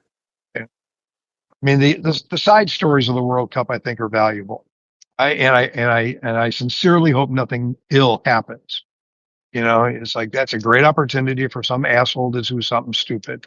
I pray nothing happens, because that those stupid assholes are in the country. Are out there. Yeah, they're out there. Yeah, I mean, they were plotting, this ugly ass thing for that stupid UFC fight at the Capitol. But I don't care. I don't watch UFC either. But that's all. Is that actually going to happen still? It did. No, it was the other night. It happened this past weekend. Oh shit, I missed it. And they've arrested 5 guys who were planning to set off explosive drones and then have a sniper pool where everybody evacuated, and then they were going to pick them off as they ran. They've arrested 5 guys, and they're anticipating 23 arrests will be made. Well, that was a weird moment for me to come back in this conversation. No, it was just talking about the UFC match at the. Oh yeah, I did hear about that. Yeah. I was just telling Ken, I just hope nothing ill happens during the World Cup, because you don't need that shit. People are coming to have a good time, and it just takes one jackwad to ruin it for everybody. And I pray that doesn't happen. But no, the side stories, I'm enjoying the side stories. The fact that everybody's finding it amazing. And that's what got me into it to start. Free refills on sodas. Really? That's what they find interesting? And the fact that we don't charge people to use the bathroom. You would think that there's that. I mean, been there, done that. Yeah. The fact that our beer is served cold blows their mind. You don't get cold ice in your drinks. Cold beer over there, So those are the things I enjoy. Is they're starting to see culture, and the game is incidental to me, but the cultural exposure is what I'm finding exciting and interesting. I like that. I love. That's why I brought it up earlier. I just thought listening to the folks who are coming to America, and as you said, the how bad our name is around the world. Yeah. And just you and I both have just traveled outside of America, outside of the U.S., and you can feel it when you're going around when they know you're American. And it was nice to see that these people come over and they're like, "Hold on, this isn't that bad. What are you talking about?" I mean, the things the freedoms we have, they're not used to. I saw a posting. The guy has spent time traveling around the country, and he actually put a post up on Instagram where he was saying how the news does a disservice to this country. He goes, "You people are wonderful." He said, "Everybody is sweet. The place is beautiful. Every state is like a new country." And he goes, "It's a beautiful country, and people are just as beautiful." And he made a point. He goes, "The news that we get about America is the greatest disservice." And he said, "If you could just change the news, the image of your country would just go through the roof." And he said, "You have to see it to understand it." And he goes, "People in other countries don't see this." And that's the shame. It's like, the news is this is bad and this is negative and on and on. That's like, welcome to America. We're not a bad place and we're not bad people. Yeah. Don't piss us off, because as I've said before, the last thing you want is for somebody who doesn't want to get involved to have to get involved. Right. But that's what I'm enjoying, is the exposure of other countries to experience what we enjoy all the time. And, that's the good part about. So, but as far as just sitting and watching a game. Well, it does. I will say it does make the goals that much more special when they do happen, because there's because you've been waiting 89 minutes. There's like all this buildup and everything. And the way to watch soccer, and I've known this for years, son. The way to watch soccer is to turn it on at the last 5 minutes of the game. Well, that's any sport, but except for football and basketball, because that takes 2 hours still. Yeah, right. Well, see, and therein lies your point. Therein lies your point, Ken. you know, it shouldn't take 2 hours. When you add up the amount of time in the quarters, it shouldn't take anywhere near that long. But they're adding in all these commercials. I love this. They added the hydration breaks, whatever. But like the 45 minutes and 45 minutes, man, it is like you have one commercial break in each of those. And they're relatively short. You have halftime, which is when you get up and you get a drink and whatever else and go to the bathroom, whatever. It's easy. It's nice. And yeah, sometimes it gets a little bored. Look, I'm not going to lie and say I haven't taken a nap in the middle of one of these every once in a while. It's like, you know, you doze out, you come back, you're like, oh shit, that team scored while I was asleep, you know, whatever. Cool. But you know, realistically, some of them have been really fun. You know, it's like some of these matches where it's one country versus another, and one country is supposed to just completely dominate this other one. And what I found through this is some of the storylines in that regard are not matching up the way that anticipated. You know, some of these teams that are expected to dominate are getting tied up. And just yesterday, Portugal and Congo. Who would have thought Congo would have been Congo? I saw that on the news this morning. Congo has a team. Curacao has Curacao. Yeah, and they scored. Yeah, and they scored against teams they were not supposed to score against. You know? Yeah. So I'm following just enough to follow the stories of interest. Yeah. I've watched absolutely this much of a game. I'm all in so halftime. Do they do halftime shows and shit? Well, not like we do. They don't have Beyonce out there doing their thing. Yeah, this is they come in, they do the little commentating and they whatever. Have cheerleaders? No. Good. No. Although some of the ladies in the stands could qualify. Well, there's quite a few of them that yes. Just saying. But anyway, it's like Formula One races. Yes. More interesting looking at the people than it is the cars following each other. Yes. All right, gotcha. All right. So yeah, no, I've been having a lot of fun with it. And even Formula One has been ruined because Kim Kardashian is now dating Lewis Hamilton. You know, does that guy not pay attention? Doesn't he know how it works out? And he won this weekend, which is unbelievable. First for winning with 3 different teams. I know. Give it credit. Unbelievable. Yeah, the guy's unbelievable. She's a distraction at best, but I don't know. But no, I've been watching the hockey too. That just finished. Okay, and that has been some fantastic. I just got into hockey this year. Carolina won that, right? Yeah. Well, it's because Danhausen cursed the other team. Good. Well, what did you just say, Nick? I said that's because Danhausen cursed the other team. Have you guys not? Okay, I'm gonna get really nerdy for a second. So Danhausen is this like professional wrestler with the WWE, and his whole shtick is that he'll curse you, right? Oh gosh. And he cursed. Was it Cleveland Cavaliers? The Knicks were on this horrific losing spree for a while, and he cursed I think it was the opponent. I think it was Cleveland, and all of a sudden the Knicks went on their winning spree.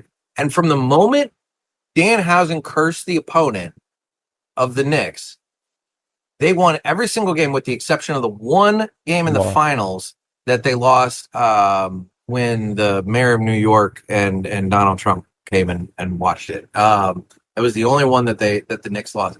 Otherwise, so the team is like crediting him. You know, it's all goofy. There's so much superstition in sports. These athletes are so incredibly superstitious. It's ridiculous. But that had to be something you and Trey Mack had to have been talking about for a lot of time. Dude, no. This is making ESPN. This is making CNN. Trust me. Like, dude, really? Google Danhausen and the Knicks, and you will find so much about how this and his stock with WWE has increased exponentially because he's gotten all this like mainstream publicity because of this. So they're like loving this guy now, and he's maybe 150 pounds soaking wet. I mean, he's not a big dude. He's more entertainment than he is wrestler. He's never going to wear the championship belt. Likely not.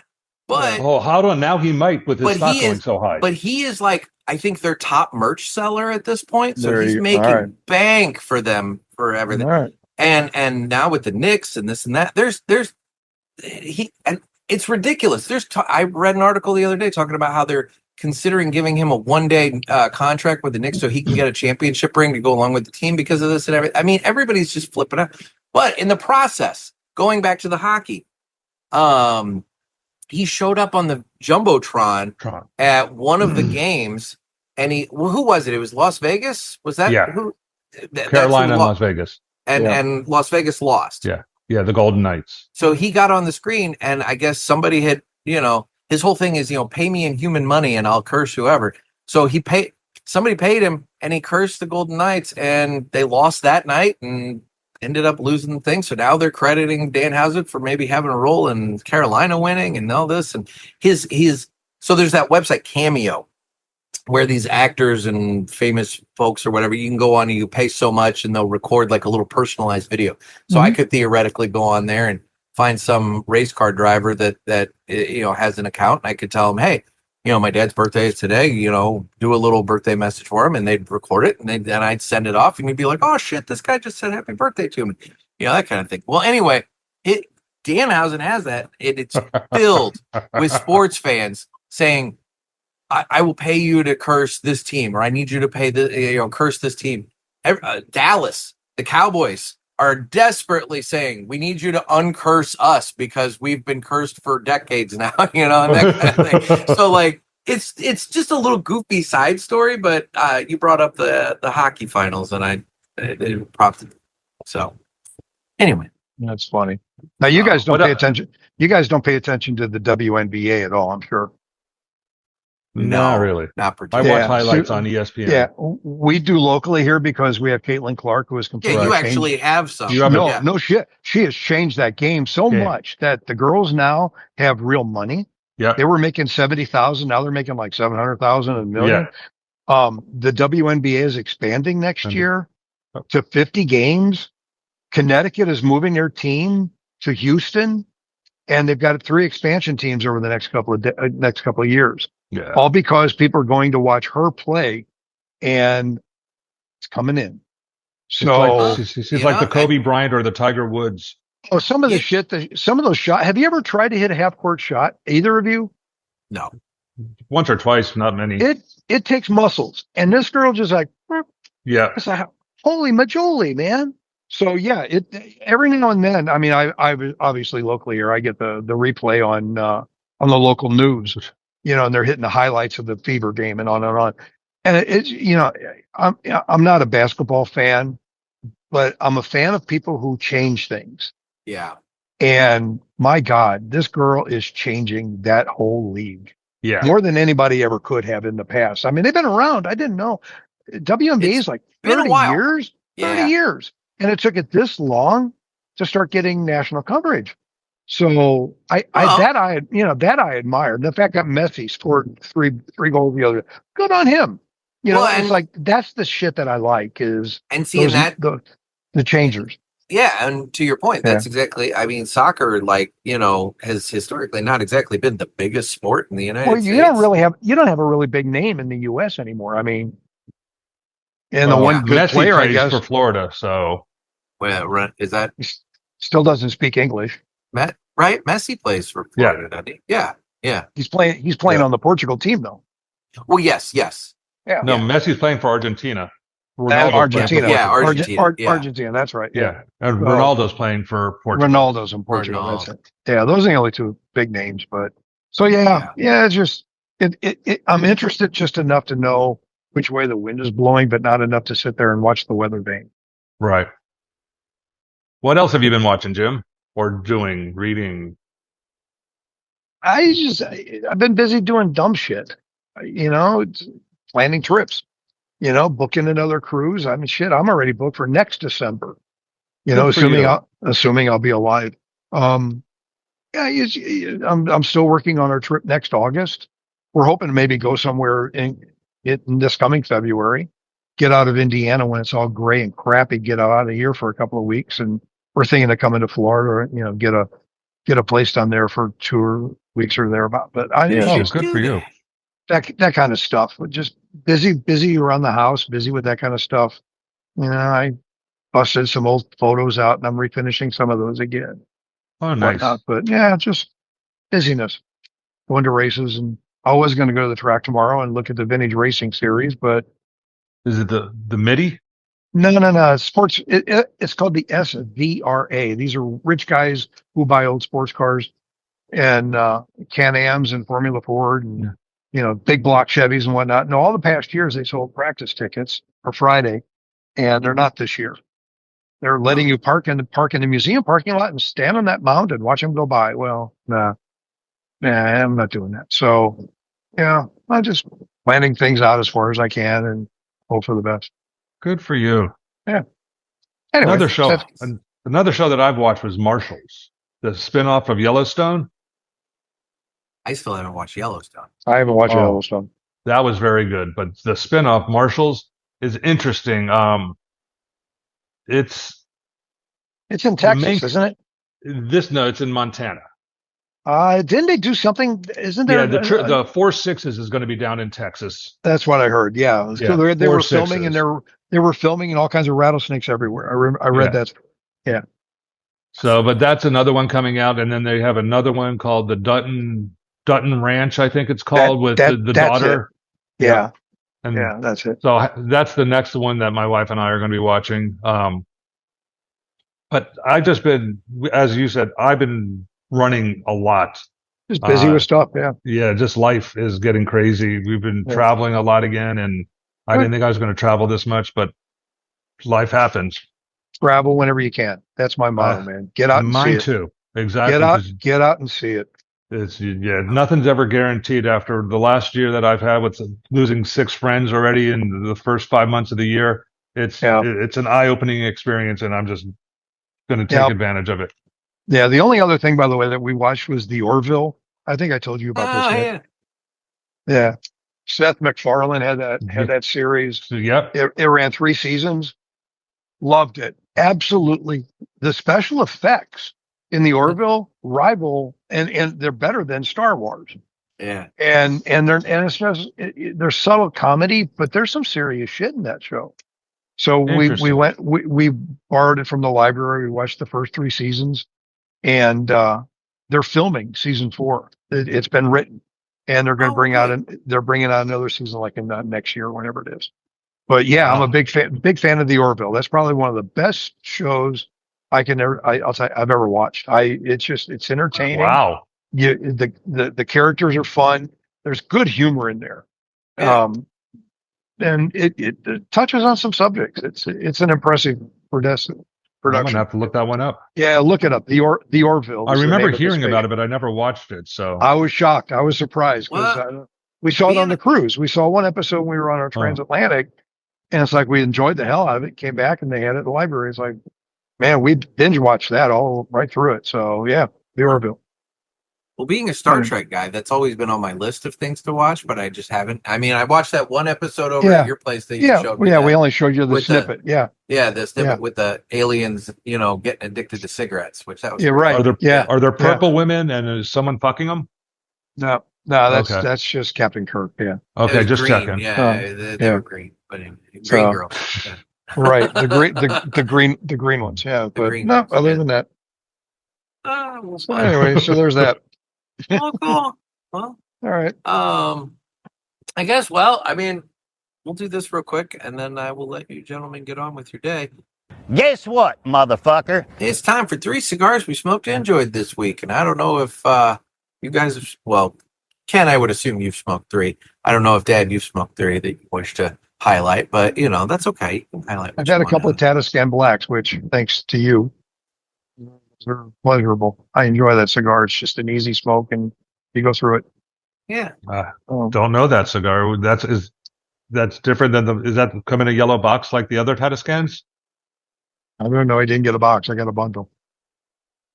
It's got the black band with the hat on it. The black, okay. Black label Tatiscan. You know it, Ken. Yeah, it's Yeah.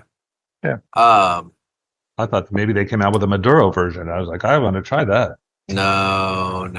And I don't like sweets. They should. But no, they have not. As far as I know. I have one. Okay.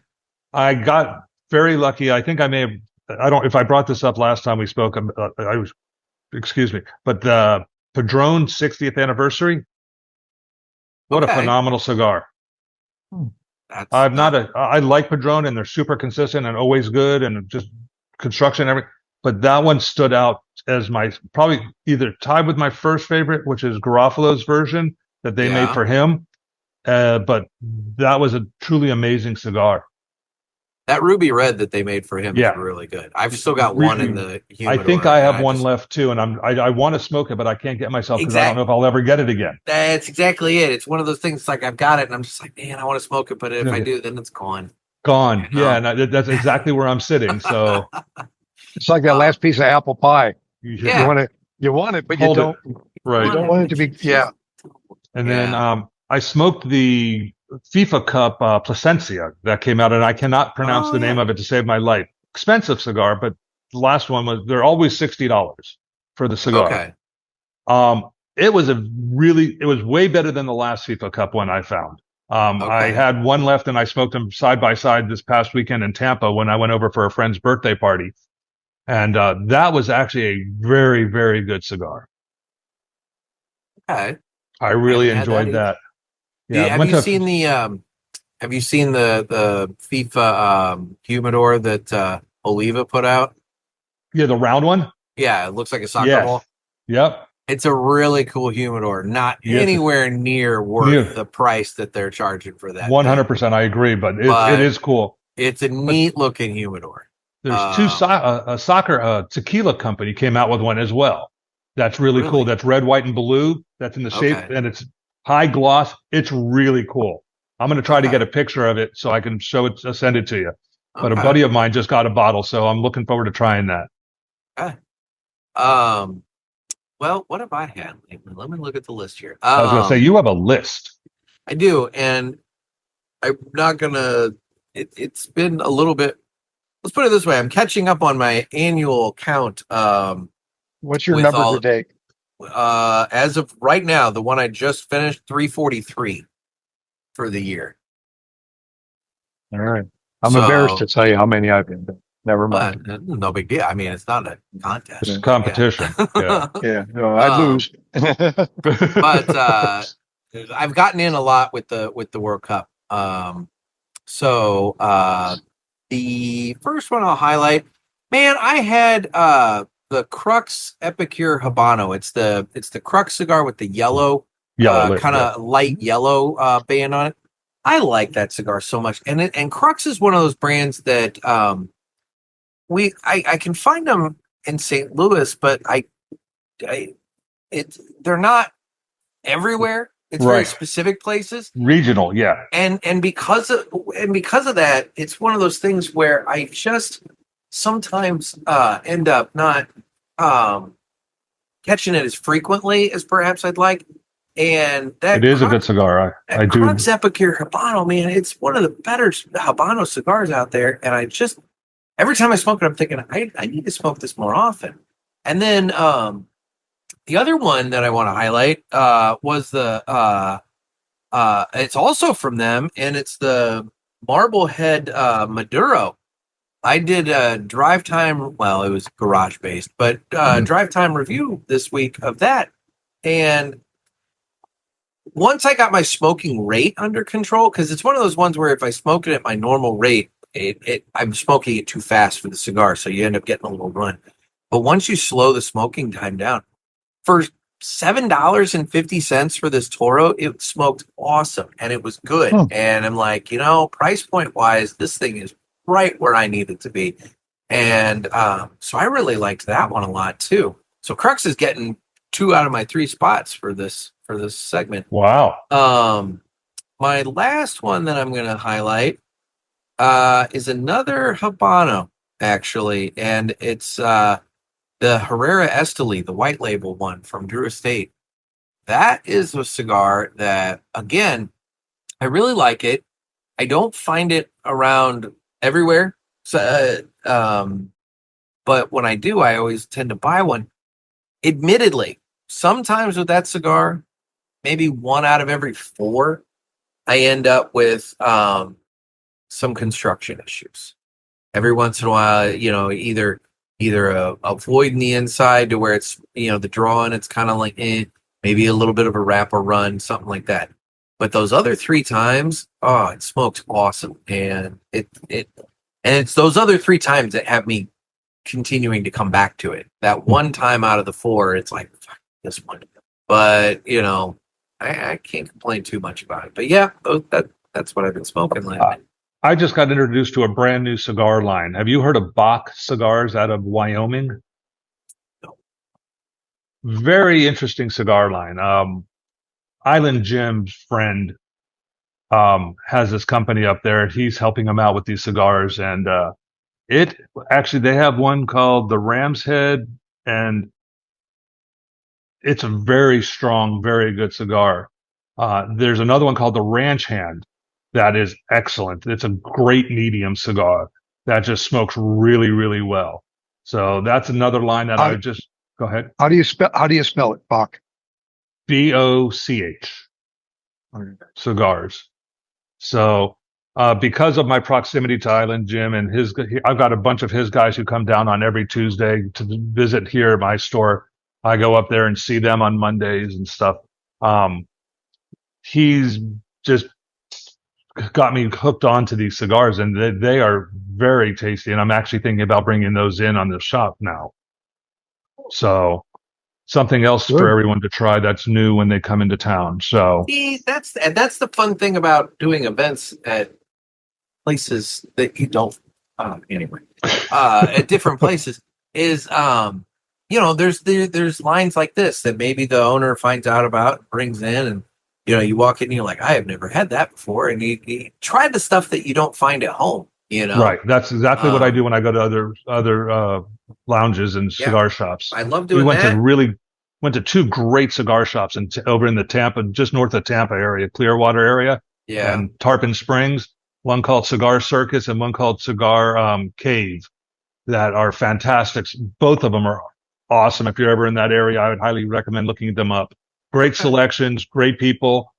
Cigar Circus, the guy who owns that used to be Drew Estate's marketing person, and just a wealth of knowledge, and has a phenomenal store, great products. And he's now starting an online service and everything, and just had a great time with him. We were over there with 8 of us, and he came and sat down with us and spent almost 2 hours talking to us about the cigar world, which we were all just sitting there kind of with our mouths open going, wow, what a wealth of knowledge. This guy he's located in Clearwater? I guess it would be east and south of Clearwater. All right. I think that's where it is, if I remember correctly. We were drinking a lot, so it could be a little foggy. It could have been in the Caribbean for all you knew. It wasn't, because I don't remember water at all. Could have been Toledo. But his is more of a cigar shop. He doesn't have beer and wine and all of that. He's got option. You can bring your own booze in, and they've got mixers. Nice. Cigar Cave has a full bar and one of the best humidors I've ever seen in my life. What a tremendous collection this gentleman has. And nice. But that whole area over in the Tampa side, there's just so much product, so many lounges and so many fun things to do. It's just crazy. Yeah. We go over there for weekends and just have a blast. Nice. Yeah, I think listener Seth is over there right now as we record this. This morning was texting me a picture saying that he was sitting out in the little cigar park outside of the J.C. Newman factory, waiting for them to open so he can go in and take his tour. I don't know if you saw, but I posted on his last night on his comment that he's over there, and I gave him some suggestions of where to go and said, you have to try King Corona down in Ybor, because he said he was going to be there. And I was like, you got to go to King Corona. That place has an amazing selection and just the best traffic watching I've ever seen. Just don't be there. I don't recommend being in any of those places in Ybor after 10 o'clock at night. Nah, at night it gets pretty wacky down there. Yeah, but King Corona is one of those places that I say top 5. Like it's one of my favorite places to. Yeah. I like going get my cigar. Their Cuban coffee is amazing, and sitting out on the little patio out front. Get the little table and just sit and watch the world go by. Between the chickens just wandering the streets and then the random bizarre collection of people that you see walking through there. It is some of the best people watching you'll ever do. If you go over there, you have to try their factory stick. It's a custom made, very similar to a Bandolero, Atabey type product. It's the maroon one, and it's their premium factory or house stick. And it is a great smoke. It's a little pricey. It's $18. Yeah. But what a wonderful smoke that is. Every time I go in there, I walk and get a 5-pack so I can bring them home. I enjoy them that much. I haven't been, it was 2021. I was last down there. And it's totally changed. They rebuilt the whole place. No, I know. I saw pictures of it recently and I'm like, holy shit, they've completely renovated this place. They don't do food anymore. That's what I was going to ask. Do they still have the food? No, they had a great Cuban sandwich that was out of this world, but they don't do food anymore. Shit. But the bar itself, if you like a good drinking bar, it's a great drinking bar. Everything's really nice. They're a little pricey though, so just be prepared when you go in there for the sticks that you're used to paying. They're going to be a little higher there. Seth messaged me this morning saying that the cafe's bean grinder shit the bed, so no Cuban coffee this morning. So, yeah. Bummer. I know. Tell them to walk 2 stores down. There's probably 40 places that serve Cuban coffee on that street. There's a lot. There's plenty. Tell them to go to the Columbia House too to eat if you can get in. Is there any place in the European Village for Cuban coffee? No, there isn't. Vincent's Clubhouse has the coffee cart, and they don't do Cuban coffee, but they don't do Cuban. Yeah, they'll have coffee. And I know I was maybe they should. Yeah. I was talking to Erica about the prospect that they would set up the Clubhouse coffee cart during PulpitFest, so that if people wanted coffee, they could that's a must do. I have regular coffee and espresso. I just don't have the Cuban coffee because I don't have the pot. Right. It's a whole different method. Process. So, well, I'm down to my final 1/8, and I went out, and I'm not going to relight it. So I'm done with mine. I'm down. So. I'm going to let that go. All right. Well, gentlemen, this has been fun, and for everybody, listening, once again, PulpitFest tickets go on sale the day that this episode drops. Tickets will be on sale, and that's tomorrow, right? No, this is dropping today. It's Friday, June 19th. So June 19th. Okay. Yep. So just go to Eventbrite and BRITE and find the PulpitFest tickets. They're on there. And like I said, I'll have links in the parishioners group, on my Instagram bio, and on cigarpulpit.com so that you can get your hands on those, because with 23, 24 tickets remaining, I mean, they're going to go. I would hope they would go fairly quickly. So they should. Yep, it'll be a good time. All right. And we'll be back. I'll have these guys back on again so that we can actually talk about firmer details. Or Jim, will we have him back? Well, it is our episode, and he is our guest, so it's up to us to decide if we want him back. Well, anyway, we'll have more details later. As they get firmed up. Some of it will be firmed up in the next couple of weeks, hopefully. It will. It needs to be firmed up by about the second week in July. Yeah. So, not that I'm giving you a timeline, but you just put it on air. No, really? Yeah. I just did. All right. So, guys, have a great rest of your day. Yeah. Real quick. The only last thing I'm going to give as a piece of advice is this: when I walk in the mornings, I listen to podcasts, and then I switch over to music, and I've got a ton of songs on my phone, and I hit it so they just rotate around. And this morning, just serendipitously, a Toby Keith song came up. And he's one of the best country singers that we ever had.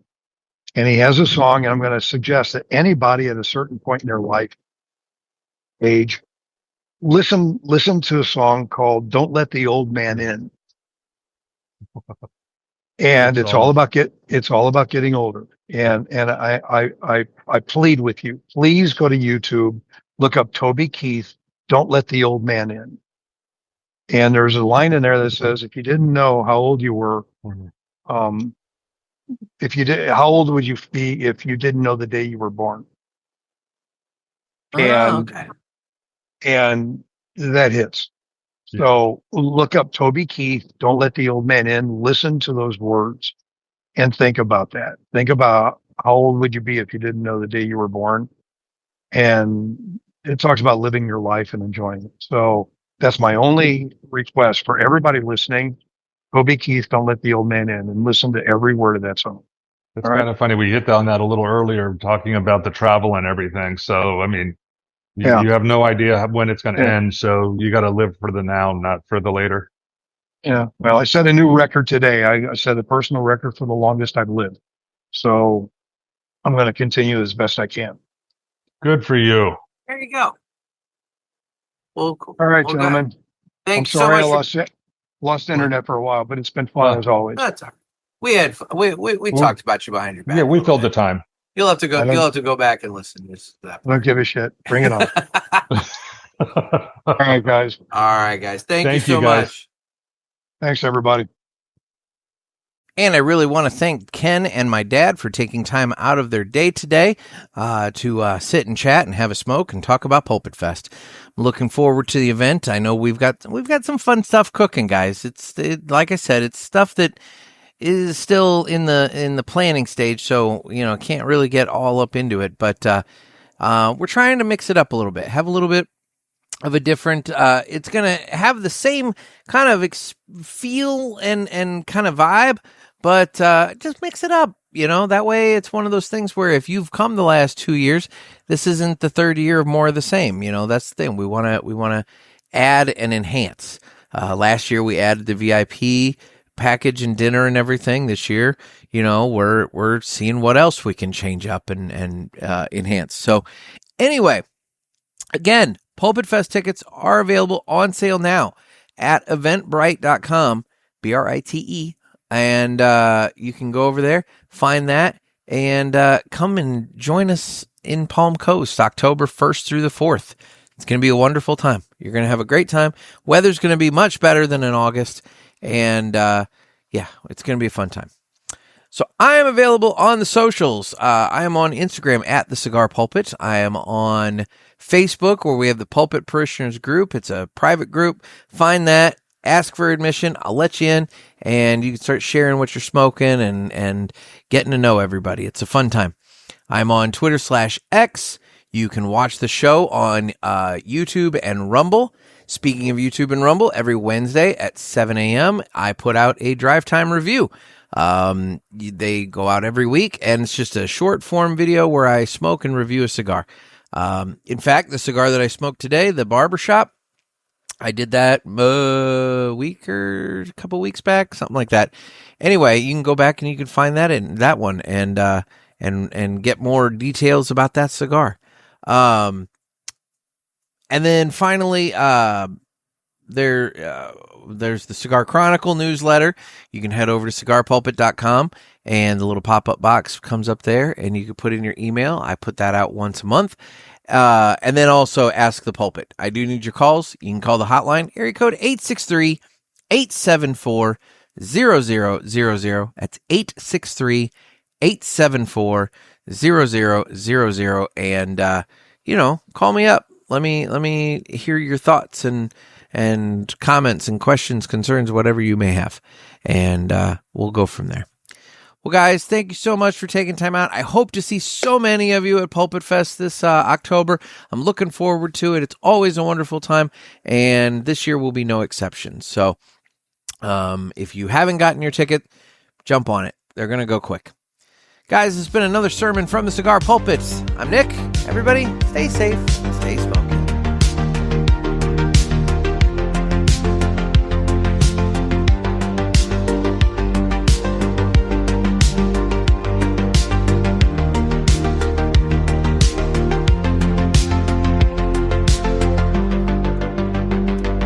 Take care, everyone.